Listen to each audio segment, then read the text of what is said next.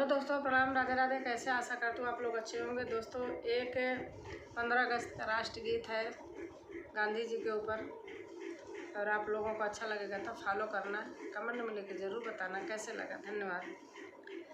शास्त्री जी देश के रतनवा की हाय राम भइले सपनावा। शास्त्री जी देश के रतनवा की हाय राम भइले सपनावा। भारत माता रो रो पुकारे, भारत माता रो रो पुकारे। अब ना मिली दर्शनवा की हाय राम भइले सपनावा।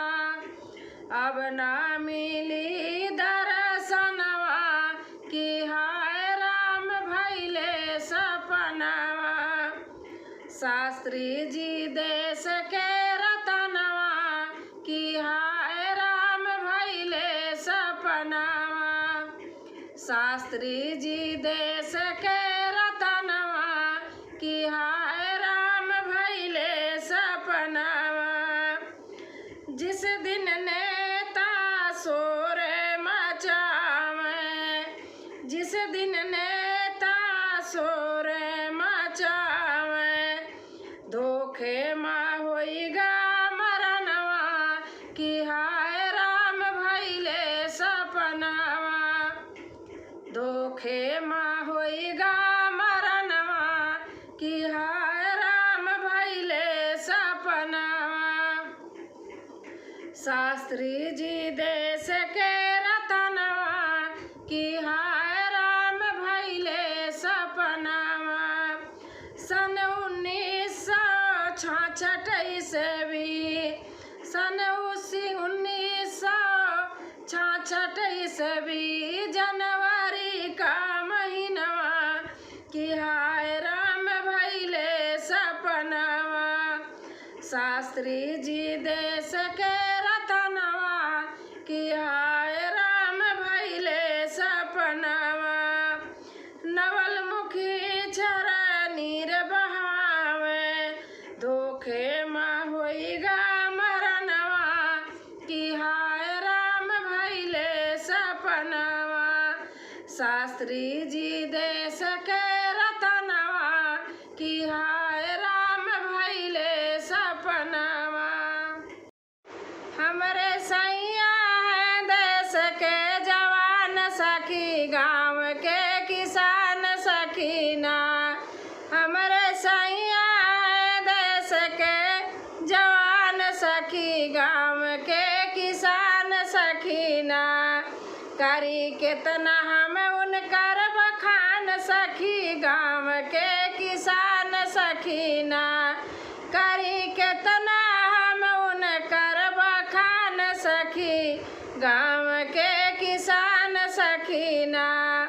ड्यूटी आपन निभावै बैरी देश के भगावै, ड्यूटी आपन निभावै बैरी देश के भगावै, बैरी देश के भगावै।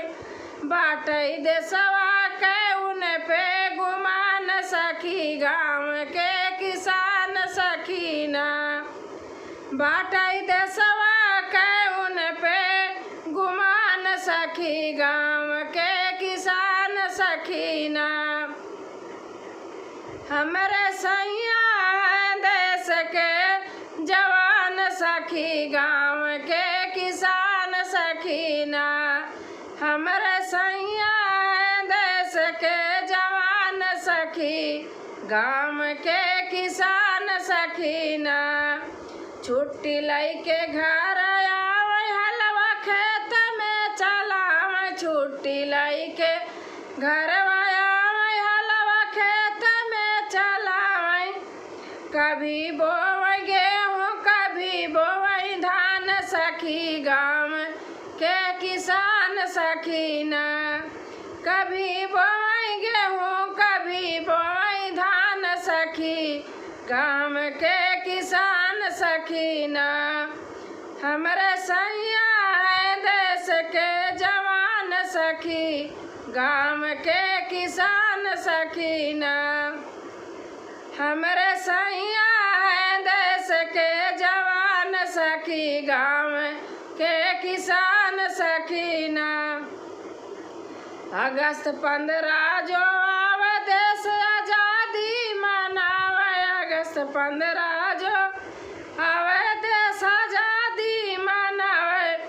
मिल के गावे सबके साथ राष्ट्रगान सखी, सब मिल के गावे सब देश के राष्ट्रगान सखी, गाँव के किसान सखीना। हमरे सैया है देश के जवान सखी, गाँव के किसान सखीना। कीड़ा लागे से बचावे मन माटी का बढ़ावे, कीड़ा लागे से बचावे मन माटी का बढ़ावे। हमारे आन मान सम्मान सखी, गाँव के किसान सखीना। हमरे सैया है देश के जवान सखी, गाँव के किसान सखीना। जय हिंद।